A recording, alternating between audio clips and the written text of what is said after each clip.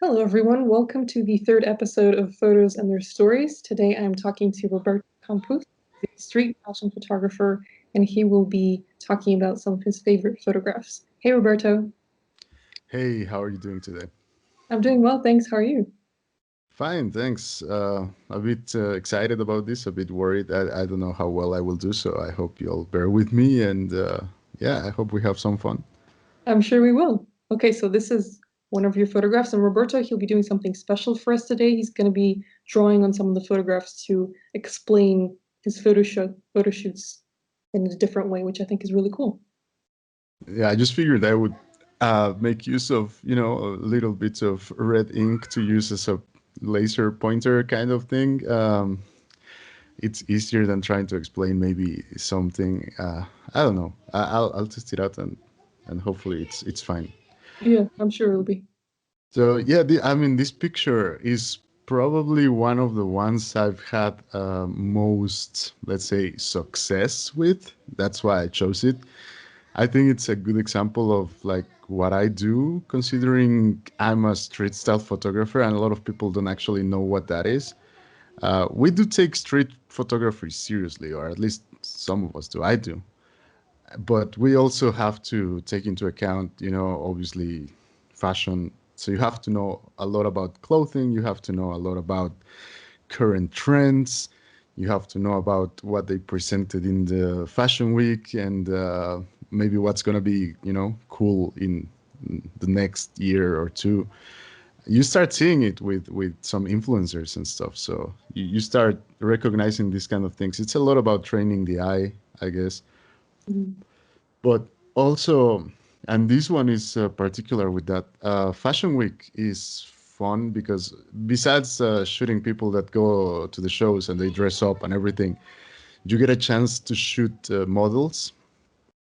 Backstage is fun for that. It's a lot about makeup photographers actually there, but the models come out like at the end of the show because a lot of them have to go work in the next runway show, like half an hour later or Mhm. maybe a couple hours later, depending on how they're booked.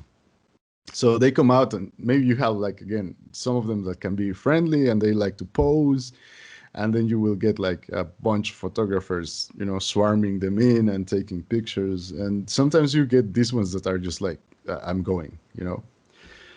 And this was one of those occasions. She was just coming out of Fendi, I think, and it was last time that Carl was still alive.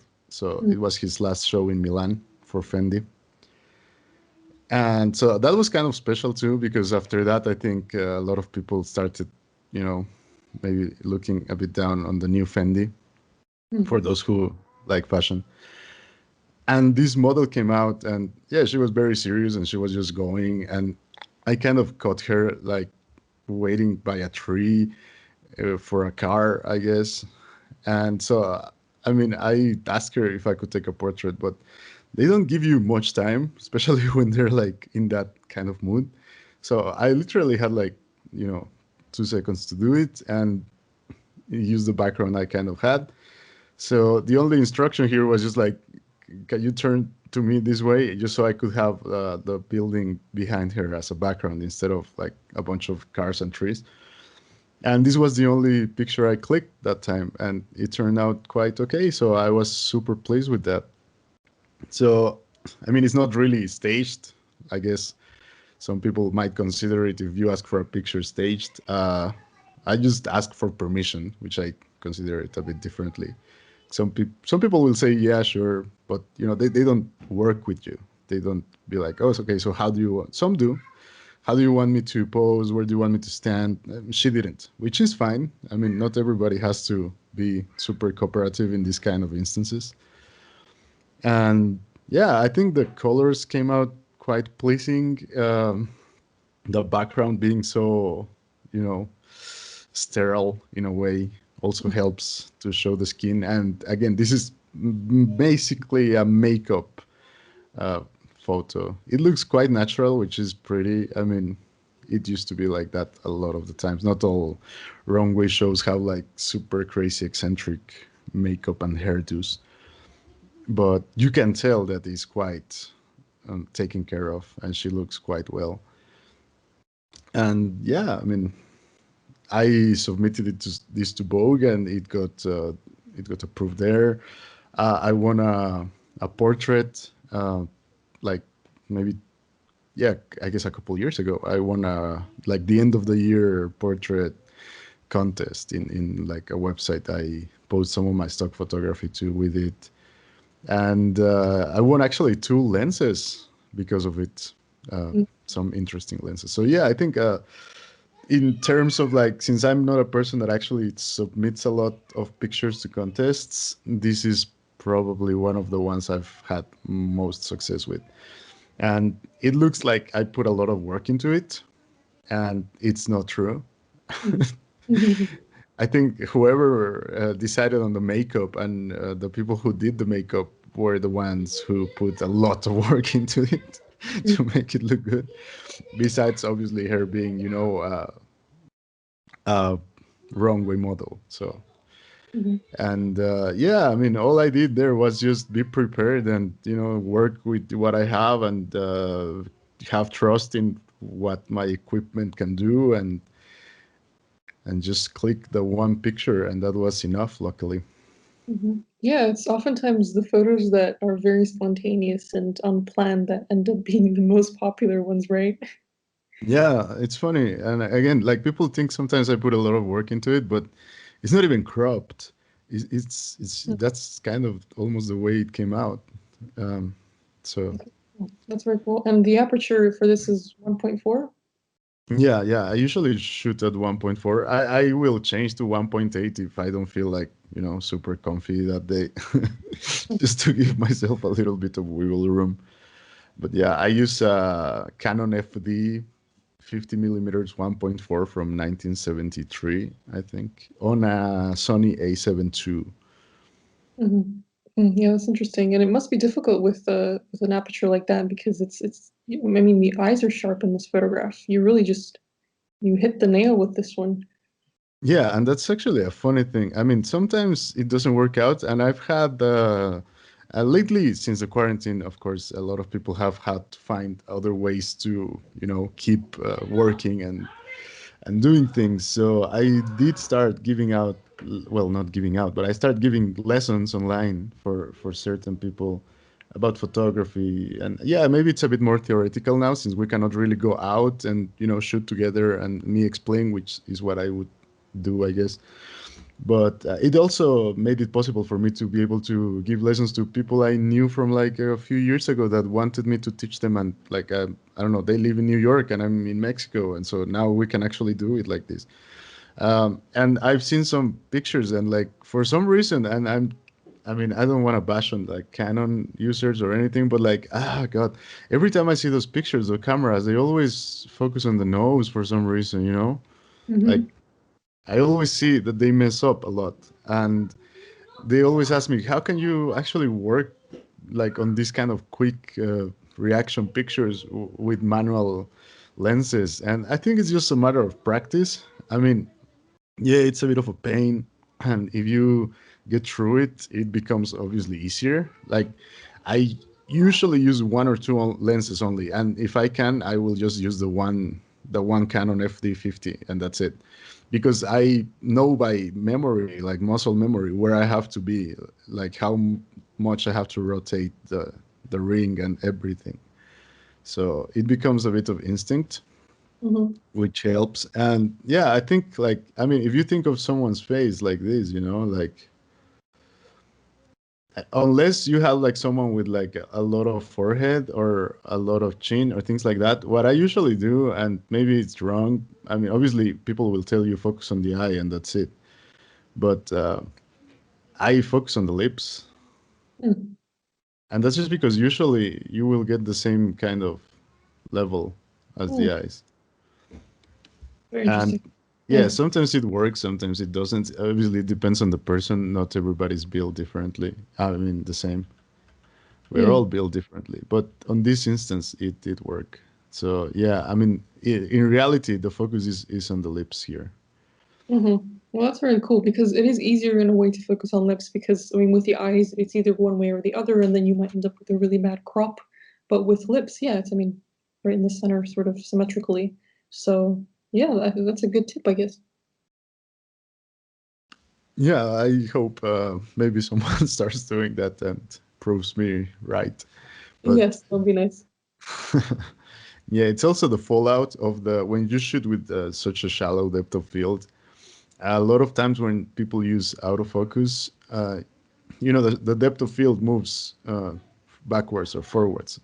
You can be in it, but you don't know which part you're gonna get in focus, like the part that is like closer to you or the part that is like farthest from you. Mhm. So if your camera is focusing, let's say, on the nose, and then it chose to use that like depth of field that it actually has, like closer to you, then all the face is gonna be blurry. And if it does the opposite, you might get like maybe too much because I like how the ears start to fade out a little bit Yeah. and these kind of things. So yeah, that's why I prefer to manual focus, especially things like this. It can be a bit of um, it can change a lot actually once you start, like let's say someone gives you a chance to work more than one picture like she did, and you have a chance to work like five pictures. A slight move, you know if they just like little move backwards, that's it, your focus is gone. So even if you have a bit more time, you still always have to refocus, I think. Mhm. Yeah, no, I'm curious about the background. It looks really desaturated. Was that the original color? Yeah, yeah, it's just a gray concrete wall basically. Oh, that's really cool. It looks like you kind of selectively desaturated some parts, but it's all natural, so that's really No, no, nice. no. Yeah, yeah. It's just like that. It's just a concrete wall. Hmm. I know. That's why I tell you that I was kind of happy about this. It all came out, and again, it's just. I mean, she was standing in the same place. I just told her to like, can you please look at me from here instead of from where you were looking at, just so I could get the different background. And that was basically the only, let's say, decision I could take that she would be cooperative enough to agree to. And but yeah, I mean, I guess a lot of times it's not about what you have in the picture but what you leave out. So Yeah, it exactly. depends. And again, using the same lens always helps with like this mind vision of like you kind of understand how things are going to look Hmm. in that with that lens anyway. Hmm. Yeah, well, if she saw the photograph, the model, I think she'd be really happy with it. So yeah, you did a wonderful job. Yeah, it's also cool to meet people during Fashion Week because I mean they also care about it. They're models, so a lot of times they will give you a card or they will ask you to add them on Instagram so you can tag them. And next time you see them, next Fashion Week or something, their name so you can say hi. And yeah, it's still photography is always, like I said last time we talked, it's a great way to meet people. Absolutely. Yeah. And if anyone hasn't listened to Roberto's interview with me on Great Big Photography World podcast, I'll link to it in the show notes. So definitely listen to that as well. It has a lot of useful information. Well, useful might be debatable, but No, definitely worth. Okay, what is the second photo that you've chosen? I'm curious to see. okay, wait. Second photo that I chose. Okay, I can go with this one because I think it goes on the same kind of idea. Mhm. This one I titled Heartogram, which actually might not be a cool idea, but it's just because a band I really like. I think, and again, this is just me looking too much into it, but I always found this shape here to. Is it even drawing? No, it's not. I always found this shape here to look like a heart. I don't know if you can see it or not. Ah, wait, it's I too see. small, right? Yeah, no, it makes sense now that you've emphasized it. Yeah, okay, so wait, I'll make this bigger, a little bit bigger. So yeah, I always found this shape to look like a heart. I don't know why. Uh, so yeah, maybe it's just like uh, my again me looking too much into something. This was also a Fashion Week picture. They were both attendees going to. I mean, just by the clothes, I can even tell which show it was. Missoni. So they were going to the Missoni show, and I guess I was if I remember correctly, I was just like in the middle of the street waiting for people because it sometimes takes too long. Or it depends how people get there. There's some locations where people will get there by car, and some people will walk. It depends. So they were walking by this like recent new construction that is next to the Prada Foundation Museum thing, and so there was this like wide walls there, like quite empty because the thing was being constructed still. And that was lucky again because I got like this super empty background, which is not the case. And maybe again, I'm choosing things that are not really representative a lot of what I do as a street style photographer, because a lot of what I do is showing the background, showing the city, showing that I'm in Paris or I'm in Milan. And you have a bit of architecture, or you can put like a sign in the background or a taxi cab or something that gives a bit of context to the image. But these ones that are a bit in between, because someone might think, well, that looks, again, staged, or that looks thought out, or even though, again, my shallow depth of field only allows me to have focus on him and not on her now. She's really all blurry. So just because of the background not showing the city, it doesn't look as much street as my usual pictures do. And maybe that's a good thing sometimes for me, because again, it stands out from my work a little bit. Yeah. Again, uncropped picture, obviously edited. This one I did make a bit warmer. I think this was shot during the winter, so the colors are definitely, a bit warmer than they were originally. But she did have the blue hair, and everything is. I mean, Missoni is a very colorful brand, so that helps too. Yeah. Yeah, this is actually a photo. This is, I think, one of the first photos that I found of yours that I was really intrigued by. And I think 500px featured it in one of its contests or something like that. It was definitely a header for something on 500px. I remember seeing it and thinking, that's a really beautiful picture. I think it's staged. Yeah, I think maybe they used it one time as an example for a contest, which is funny because then I would assume if I submit it to the contest, maybe I win. But no, I did that one time with one picture and it didn't work. So Keep trying, keep I trying. just wanted to see if it would work, but no. Yeah, I guess a lot of people, again, and just because of that, I think the backgrounds change the way my pictures look so much. When you have like a cityscape or something, you really have this sense of like street photography or street style or something. But when you find this, and it's not so easy to get this kind of like empty negative space backgrounds for your images. But this one also liked, and I chose it too because this one was because of that. Someone actually, and it was one of the first ones where I got like email directly and be like, I saw you selling this picture here or whatever, but I want it like way bigger because I'm working on like some offices for something in Canada, something somewhere, and I need like a print, but like huge. So Hmm. this is like my biggest print, like lobby size, gigantic print. And it was about the tones, like what this interior designer appreciated about the picture is what I kind of like too, how all the colors, even though it's so colorful, in reality it's very, I don't know, earthy and Yeah. warm, and like when you see it from far, it doesn't shine like super distracting. It's somehow a bit peaceful even to me, like when I look at it. Mhm. And then you go in and then I actually look at it and it's like the guy is like, what?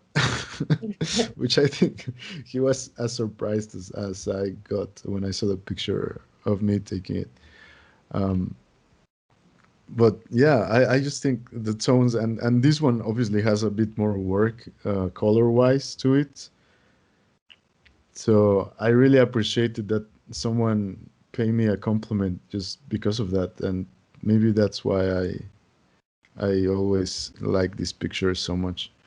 Mhm. Yeah, it always helps when somebody from an objective point of view looks at your work and likes it, and it helps you look at your own photography from a different point of view. I think that can sometimes be very helpful. Yeah, that's true. It's always nice, and I think as photographers, we should also do it to other photographers. I mean, it doesn't cost you anything to compliment someone, and you might really brighten up someone's day. So for Exactly. sure. Yeah, I mean, it's not just about somebody buying your work, although that is always very welcome and always very nice. But it's also just, very uplifting when someone just messages you and says, "Hey, I'm a fan of your work," or even something as little as commenting. As Roberto said, it's just a few seconds of your time, and if you genuinely like someone's work, I don't think they're gonna be offended by you complimenting them.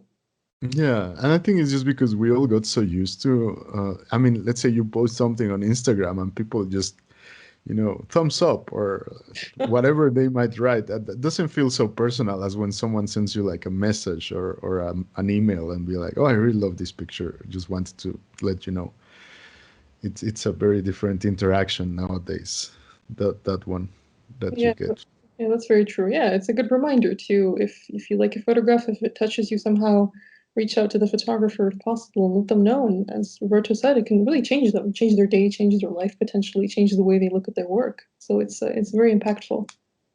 Yeah, exactly. I don't think I would have been so into this picture as I became later and like try to put it places. Maybe I would have just forgotten about it if it wasn't because of that. Like Mm. that email was the one that, yeah. Yeah, that's amazing. But I just wanted to say that I forgot what I wanted to say. Wait, It's okay. sorry. I had something in the back of my head here, but yeah. I just wanted to say that also these kind of emails they can be funny as well. I always get some sort of DMs on Instagram from maybe aspiring photographers or usually actually from a lot of people who are into like fashion and they want to start taking pictures themselves of fashion. Like they don't consider themselves photographers. They just fashion addicts or people who actually do their own clothing.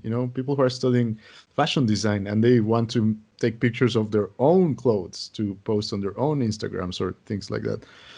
But it's different the way those people like will try to interact with you because I get a lot of questions about gear, like, oh, what camera do you use for this? And it's like, well, I mean, I can tell you, and I don't mind telling you, but your camera is not gonna make the picture look the same as mine. Mhm. And I think that's a mistake that new people in photography always do. But that's also a mistake that we, as like, let's say, more experienced, regardless of if you consider yourself a great photographer or not, or an average photographer, would think about.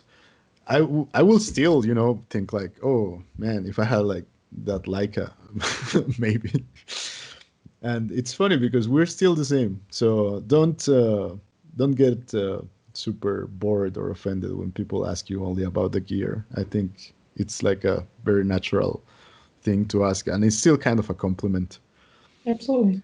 Yeah, I mean, of course, it can get annoying when somebody just asks about your equipment rather than compliment your work, just from a selfish point of view. But yeah, you make a good point because I remember when I started out on DeviantArt, and on most photography websites nowadays, especially, you can see what kind of gear or lens a photographer used in general. And I was obsessed with this one photographer's work, and the the general info and stats for her photos were available to the public, and I saw that she mainly used the Canon 5D Mark II.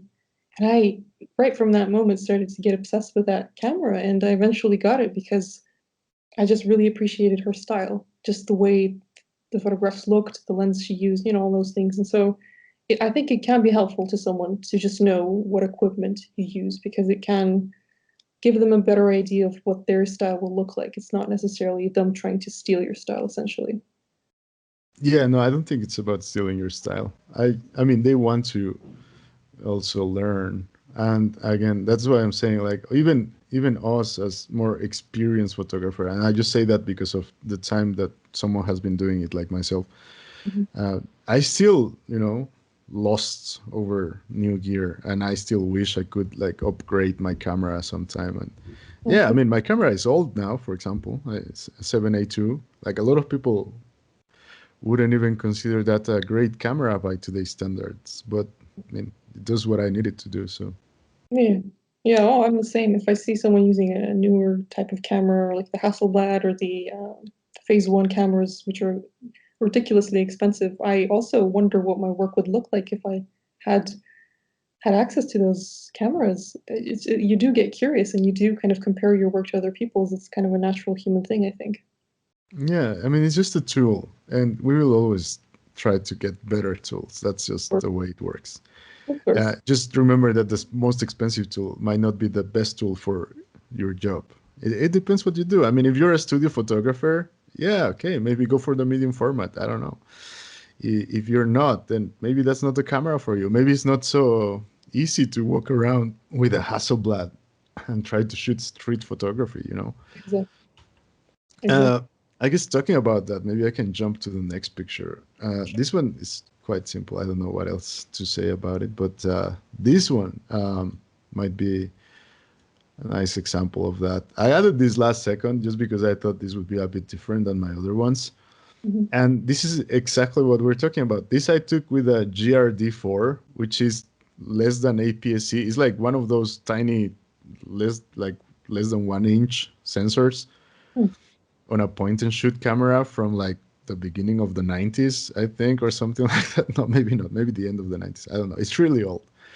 And you can find them for quite cheap, but just find one in, that is good and was loved.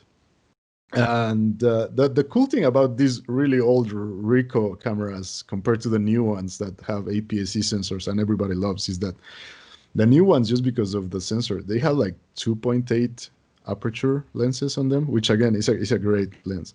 But these old ones have like a 1.6 aperture Hmm. on a tiny sensor. So just because the sensor is so tiny, you can still shoot super wide open during the day, which is amazing. And I haven't found another camera that works like this in a very, very long time. And this picture is JPEG straight out of the camera, black and white, Mm. everything just the way it is. Well, So, and yeah, I mean, this is my kind of like street environmental portrait, let's say.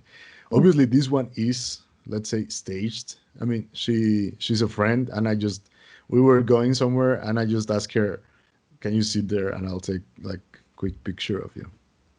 So that's really cool. It is staged, yeah, but you also, it was kind of spontaneous how you found the location and you just decided on the spot to take that photo. And I love that it's straight out of camera and it's black and white and the lighting is just very cinematic in my opinion.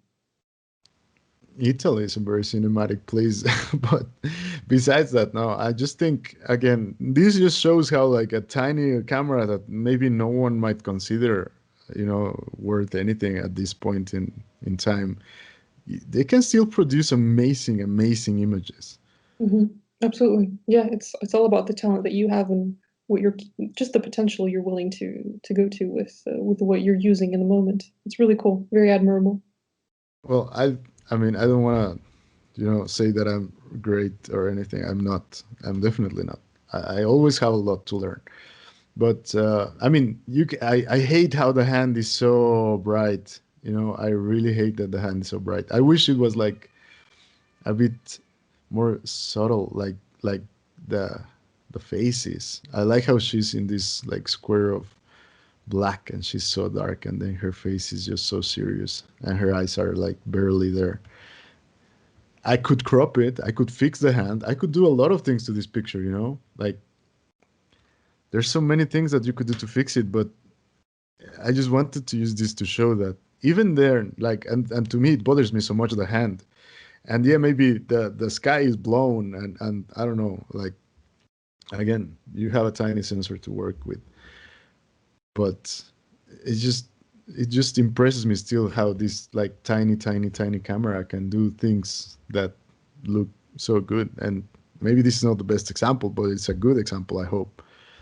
So yeah, don't knock on like old gear. Old gear can be great. Absolutely. I agree with you completely. Yes, and this is, I think, in my opinion, and I think most people will agree, it's a very good example of what you can do with, seemingly insignificant pieces of camera gear. And well, talking about older camera gear, I guess this one is also a picture I took with the camera I started to work, let's say, professionally with, which a lot of people might remember, some people won't. It was a Sony Nex 7, Hmm. like the NEX series, I guess now doesn't exist anymore. They transformed it into something new. So it was the APS-C sensor cameras from Sony before they had full frame. And the NEX 7 was like the top of the line at that point, I guess. It was a really nice camera. I still have it and I still use it. It's my, touristy camera to go places. Sorry. Sorry. It's my touristy camera to go places and just like a point and shoot, but with the manual freedom that I want, Hmm. and be able to adapt my lenses into it, because I can actually use my FD lenses on it too, since it has the same E-mount adapter and everything. And again, I started using it with that.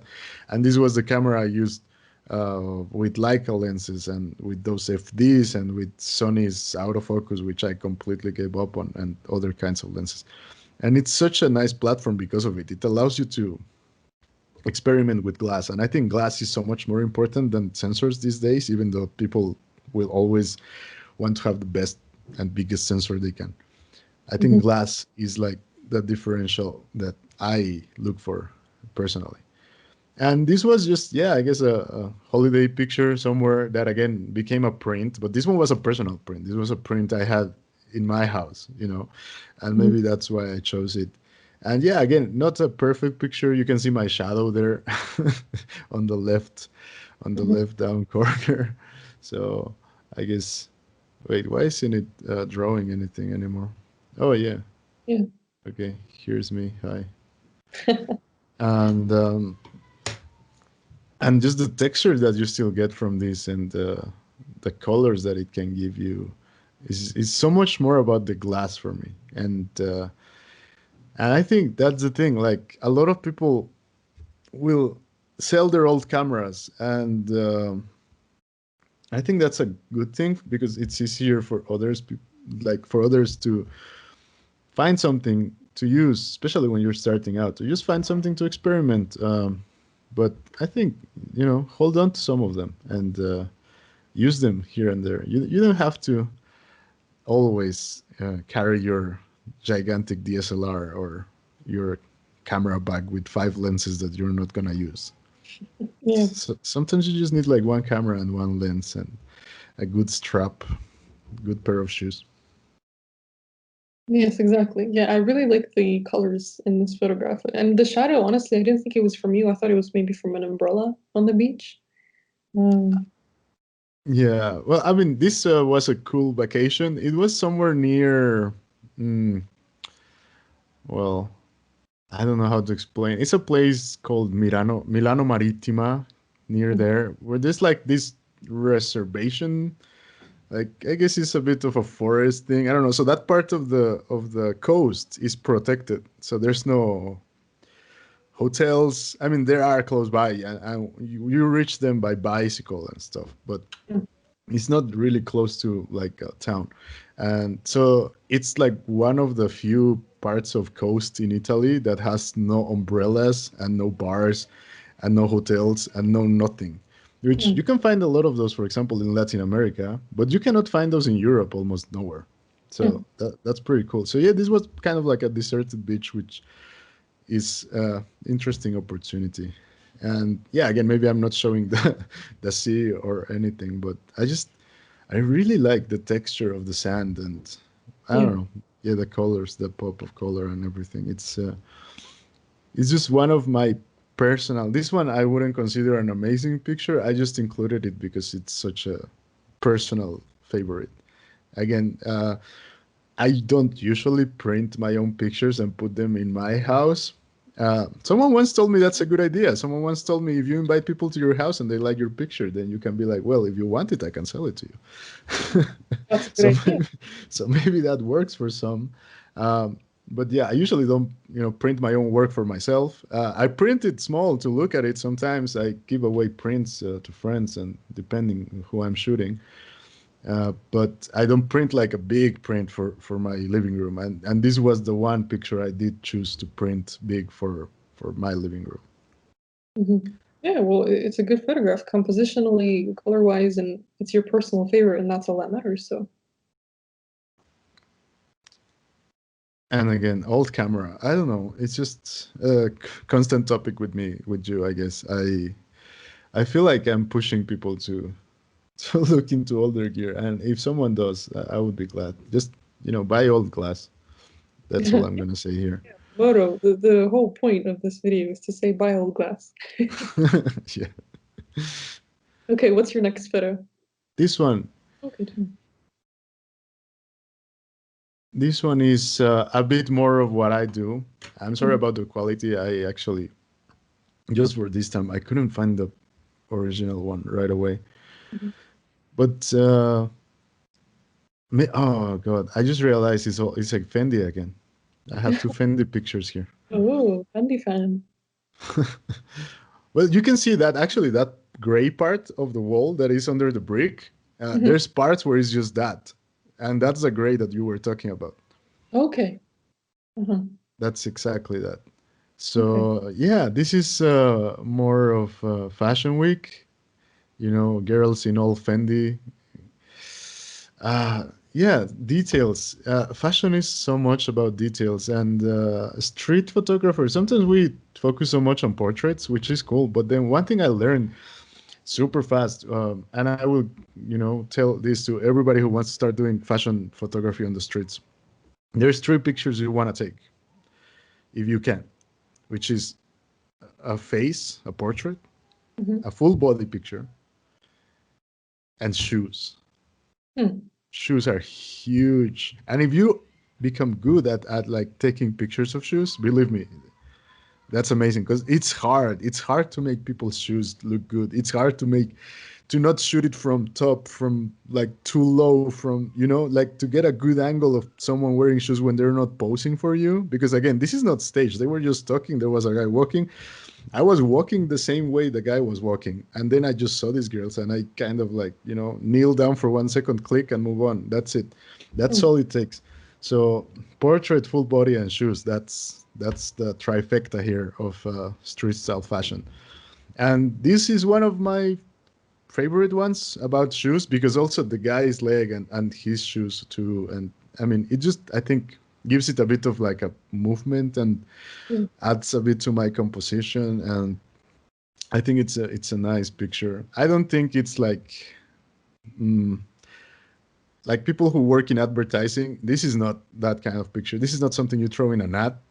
You have that the floor with the grid there, and yeah, maybe it's not so sterile and pleasing and clean.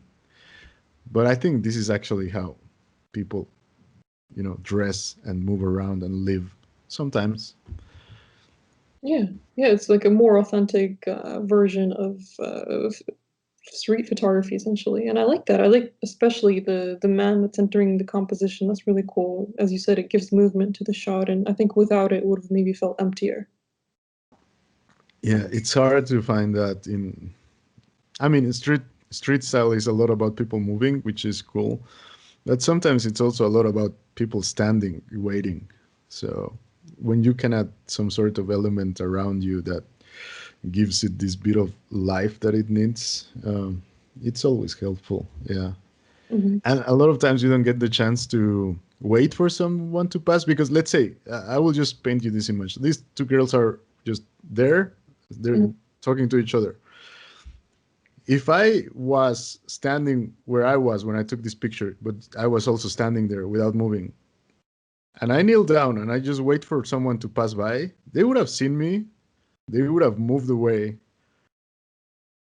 or they would have changed their position, or they Ye- wouldn't have liked that I was like kneeling down, because that kind of looks a bit weird when you're taking pictures of someone for a long time, right? Yeah. If they don't know what I'm doing, which is taking pictures of their shoes. So so my only way of doing this, and how I did it, and the way I think, is like, well, I go, I was walking next to the guy, so I already know the guy is gonna pass by. So if I just, like, bunny hop for like 1 or 2 steps just to be in front of him, and then, prepare myself, look at what my composition is gonna be, and then turn around, kneel down, take the picture, kind of like pre-focusing already, because I know the distance that I'm gonna have in between them and I, and that's it. That's very cool. And what made you decide to photograph their shoes rather than, let's say, take a full body shot or a portrait? Because when I, like, imagine where I'm walking from. I'm walking from where he is walking from, right? So Hmm. all I can see is the shirt, this big white shirt that is used as a dress, Hmm. and maybe a bit of the girl's Fendi shawl thingy and the boots. That's all I can see. I cannot really see them. I cannot see their faces. I cannot see anything. I just see her back and the boots initially. Yeah. So what caught my eye was immediately the boots. I mean, they're really cool boots too. Yeah. And then I tried to incorporate the guy in the picture. Worked out, which is nice. And then maybe after that you can walk up to them and ask them for a full body or for a portrait or something, or you can just take it if you want. But I mean, there I was actually going, so I kept walking afterwards. And then maybe you see them again. You never know. There's people are around, so you might have a second chance at something. Yeah, absolutely. Yeah, that's really interesting to know why you decided to do that because I think with a lot of street photographs in general, often wonder why did they decide to take that shot specifically? And in your case, for this photograph, it was because the situation allowed for that specific shot. So, yeah, it's really interesting. And you don't know what you're gonna get. But luckily, I knew how they were standing from before, so I knew that I had to look a bit, backwards to get the boots, which Mm. helped. But Yeah. again, it's just a matter of trying. It's gonna happen sometimes. I mean, there's a ton of shots I miss, and there's a ton of shots I take that I don't like. I don't shoot as much when I'm in these situations. Again, you can see here. Maybe I clicked like twice, and maybe the second time the guy was like already too much in front of them. I don't remember. But since I don't shoot autofocus, and I don't shoot like this kind of like machine gun style. I have time to click like maybe twice here, and that's it.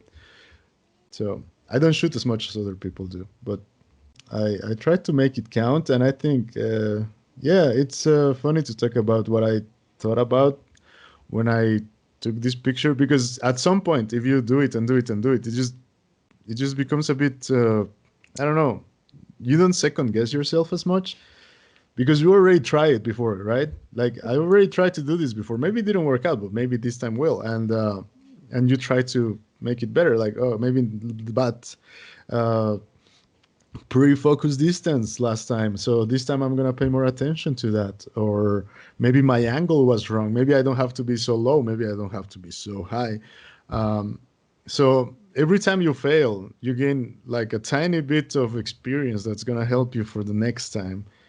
And then at some point you're gonna be able to just do it. Maybe not consistently, but almost.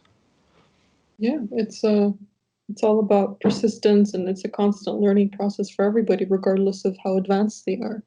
It really just helps to just practice as much as you can, and then it'll become second nature with time. Yeah, and one good thing that happens with this is that if you shoot street like this, and again, maybe this is not like street like people would call street. Like, street style is a different thing. I understand that, but I mean, you don't find people wearing all Fendi like every day, Yeah, So yeah, it's not that easy. Um, but once you have these kind of basics down, I think, like, okay, which angles look good for boots, maybe. Then when you actually do a photo shoot that is prepared and you're working with a model or you're working with a client, or you're working with your friend, or whatever it is you do, you already know how to take it. You already learned the hard way, maybe, Yeah.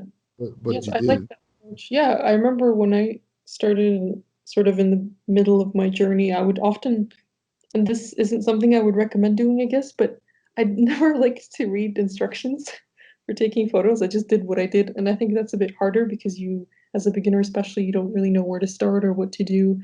But I think in doing it the harder way, I was able to adapt much quicker. And so when it came to photo shoots, there were a little bit less stressful. Or a little bit more stressful for that matter. I was able to adapt to them pretty quickly and adjust and, take photos that I was happy with. So that is an interesting point that you made. No, I can see what you're saying. I think it's happened to me with some friends when I go see them work. I know people who do a lot of studio work, mostly for advertising and things like that. And when something doesn't work out, like a light just doesn't work, or I don't know, something from their setup that is already planned and thought out and everything doesn't work, they they will not change it. They will wait. Maybe we'll try tomorrow, and Mhm. maybe it works. If there is something like an electrical problem, or something, I don't know. But yeah, it's a very planned thing. And I get that. It's also hard to do those kind of things, like when you have like three different focus places and you're trying to take a picture of a wristwatch and everything has to look amazing. Or I don't know, especially with like, I had a friend who was shooting for some like Alessi kitchenware and stuff. And the way that they have to plan this out so that like a reflective aluminum bowl of thing doesn't have any, reflections in it. Mhm. Yeah, It's super hard. Like just try to shoot an aluminum, bowl. You were gonna get them, but they managed to make them without it. So I think that's also super hard, and I get why they do things the way they do. And I mean, again, there's just so many right ways to do things. I think that's the key point that I always think about. Like, it's not about that there's a lot of wrong ways to do things. There's a lot of right ways to do things. yes, exactly. I like that. That's a much more hopeful point of view rather than saying, there's only one right way or there's so many wrong ways. There are many right Yeah. ways to do these things in Because photography. it's also your style as a photographer. Exactly. I mean, you can shoot these girls with the boots here, and your picture is gonna come out different than mine. Hmm. Maybe you do it vertical and you focus on one boot, and then you have like three boots like on the background all blurry, and that looks amazing because it's just like the one boot, like there in your face. And maybe that's your style. And I don't know, maybe I like a bit more of context, or someone, you're gonna have like all these different ways, and maybe even if they're different, they're all like super pleasing, amazing pictures. It doesn't have to make one better than the other. It's just photography is just like that. It's not a competition, and I don't think it will ever be. Exactly. I agree with you. Yeah, sometimes it feels like competition, but I think it's just on a subconscious level and it's driven by a lot of things on social media or outside of social media, depending on what environment you're in. But I think essentially at its core, photography is not competitive at all. Yeah, it shouldn't be. I mean, I appreciate the contests, and again, sometimes I join. I don't really join that often to contests because I don't have my portfolio is not suited usually for the kind of contests that exist. And I mean, I'm not gonna go out of my way to really just cater to something like that because I also do it because I enjoy it. And photography is a fun thing where you can actually choose who you work with. Like, yeah, maybe you're gonna miss out on a payday or whatever, but still. And I think a lot of people should exercise that. Is that you can choose who you work for, who you work with. You know, have a good time. If you're having a good time, your pictures are gonna be better. Everybody's gonna be happier. If you're like miserable and you hate what you're doing, you're not at your best. Let's just put it that way. Exactly. You're right. You're completely right. And photography, as you said, is flexible and you can control it. And yes, there will be obstacles in the way that will, maybe not give you all the money that you would like to have, but if you stay true to what you truly love, then it will be a fulfilling journey. Yeah, it definitely is. It's very fulfilling if you appreciate it and you know enjoy it.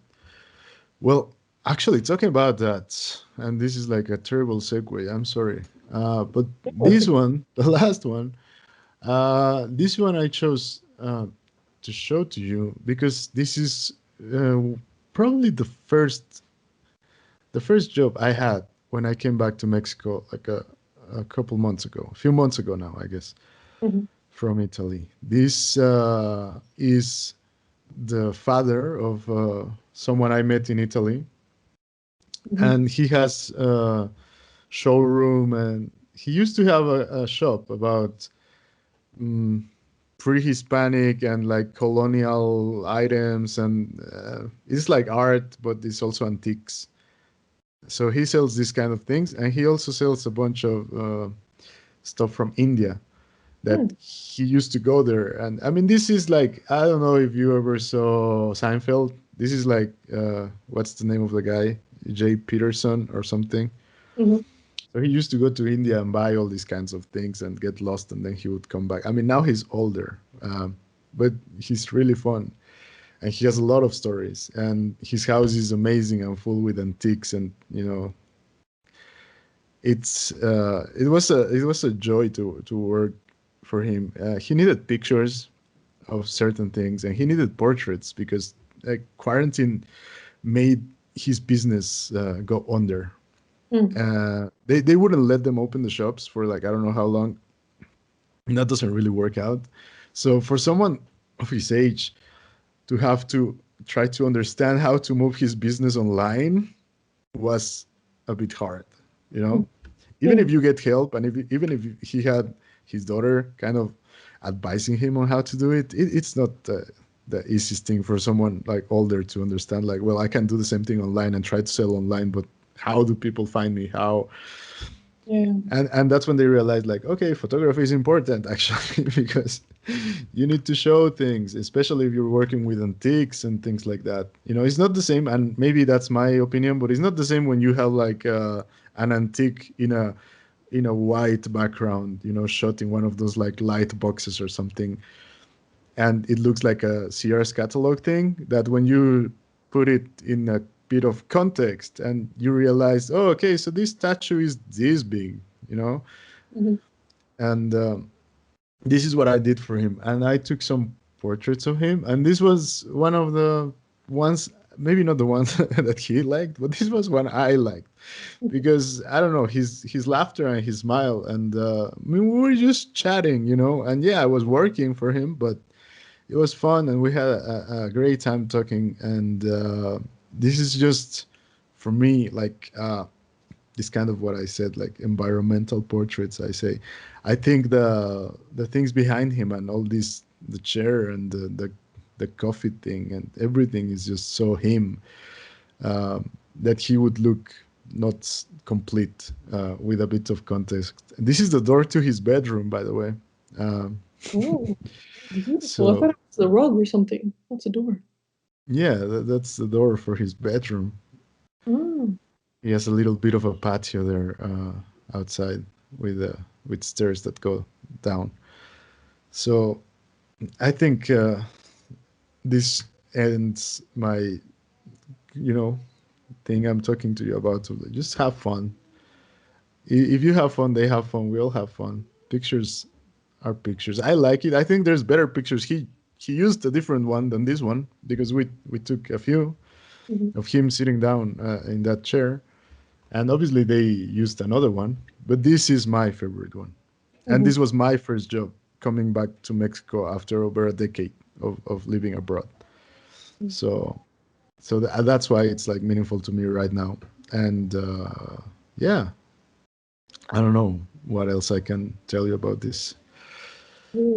I like that you didn't just focus on making, commercial like product photos of the antiques that he's selling. I like that you added context, as you said, and that you included him in the photographs because when you know who the owner of a business is, especially if you're shopping online, then it makes you relate to them more, makes you want to maybe buy from them more. especially if, they look as friendly as he does. And I think it really adds so much more to a photo shoot when you add all of that context to it. Definitely. It's hard to put personality on portraits sometimes. I mean, if you go back to the first one I showed you, she's she's a model, and she has to kind of be a bit of a mannequin in reality. You know, she's a white canvas for makeup and for clothes, Hmm. and that's what she does. I'm sure she has her personality, and I'm sure she has her own life. But when she's there, she's working too. You know, maybe she wasn't working in that precise moment. She was going from job to job. So she's also not in the mood for, like, a happy long conversation with anybody, which is completely understandable. But it's hard. Like, it's such a blank stare, and I think maybe that's why I like it too. It just, I mean, what are you thinking? I don't get what you're thinking. I just know that you're looking at me, but I have no idea what she's thinking. Hmm. Yes, I like that. Um, It's interesting when you work with different models, and given the fact that you are a street style photographer, yeah, you oftentimes do not know what your models are thinking. So it is the mysterious aspect of it can yeah, make this genre more alluring. and then if you look at this one, you can see my friend here. I asked her. I mean, we're taking the tram, and I asked her, "Come on, let me take a picture." I don't know. And you can see that she sat down, and she looked at me like I told her, but her face is a bit annoyed of like, okay, come on. Right? And maybe you don't see it right away. Maybe I see it because I know I was there, obviously. But yeah, her personality does come true for me. It's like, yeah, she's a bit like, okay, are we done here? Um, and that's it. That's it. I think, yeah, showing personality on pictures, on portraits, it's not the easiest thing to do. You sometimes want people. I mean, you always get these photographers. Don't smile, please, or you try to make people smile by force, which is also not the best. I think if you just make them comfortable and you're comfortable yourself, that's the way they will open up a little bit to you. Like, don't rush things. And I say that funny because I rush things all the time with my street style photographer. You know, I never have time for this kind of thing. So when I do, like with this last picture, because we spent, like, whole afternoon together, taking pictures of objects and then taking some pictures of him too. So yeah, just be comfortable, make them comfortable is the most important thing. Yes, that is a very good piece of advice to end this video with. And thank you for sharing all of your favorite photographs. I like each and every one of them, and I like that they all have unique stories behind them. And it was really interesting to go on this photography journey with you. Thank you. I hope it wasn't boring, and yeah, thank you. Thank you too. Okay, I'll leave all the links to Roberto's um, portfolio and photos in the show notes. Please check them out. And also, if you haven't already, listen to our interview with him that I will also link to in the show notes on Great Big Photography World podcast. Okay, Roberto, Thanks. thank you for your time. Have a great day. You Ciao. too.